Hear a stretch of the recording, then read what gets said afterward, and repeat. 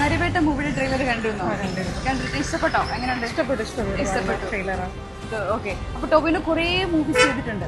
അതിൽ നിന്നൊക്കെ ഈ ഒരു റോൾ, ടോവിനോയുടെ റോൾ എങ്ങനെയാണ് വ്യത്യസ്തമായിട്ട് നിൽക്കുന്നത്? എന്താ തോന്നിയത്? ആക്ച്വലി പുള്ളിയുടെ കരിയർ ഗ്രോത്ത് സ്റ്റാർട്ട് ചെയ്ത മൂവി മുതൽ ഞാൻ പുള്ളി ഫോളോ ചെയ്ത ഒരാളാണ്. പക്ഷെ ആളുടെ പ്രീവിയസ് ചെയ്തിട്ടുള്ള മൂവീസ് വെച്ച് നോക്കുമ്പോൾ വളരെ ഡിഫറെൻ്റ് ആയിട്ടുള്ള റോളാണ് ഇതിൽ ചെയ്യുന്നത്. നമ്മൾ ആദ്യം കാണുന്ന ഒരു റൊമാൻറ്റിക് ഹീറോ, അതിൽ നിന്ന് ഒരു നെഗറ്റീവ് ഷെയ്ഡുള്ള ഒരു ക്യാരക്ടറിലേക്ക് പുള്ളി കംപ്ലീറ്റ്ലി മാറിയിരിക്കുന്ന ഒരു സ്റ്റേജാണ് നമ്മൾ കാണുന്നത്. സോ ഒരു വില്ലൻ ആയിട്ട് നമുക്ക് അയാളെ ആ ഒരു സിനിമയിൽ നമുക്ക് മനസ്സിലാക്കാൻ പറ്റും. വില്ലൻ റോൾ ആണോ അതോ നായകനാണോ, ഇതിലേതിൽ നിൽക്കുന്നു എന്നുള്ളത് നമുക്ക് സിനിമ കണ്ടാലേ മനസ്സിലാക്കാൻ പറ്റും. നല്ലപോലെ റീച്ച് ആവും. എന്തുകൊണ്ട്? കണ്ടിട്ട് നല്ല അടിപൊളി സിനിമയായിട്ട് തോന്നുന്നു. ട്രെയിലർ കണ്ടപ്പോ തന്നെ പെർഫോമൻസ് ഒക്കെ കൊള്ളാം, കാണാൻ നല്ല ഇതുണ്ട്. ഈ മിന്നൽ മുരളി ക്യാരക്ടർ ഒക്കെ വെച്ച് കമ്പയർ ചെയ്യുമ്പോ കാണാൻ അതിനേക്കാളും കുറച്ചും കൂടെ ബെറ്റർ ആയിട്ട് തോന്നി കാണാൻ.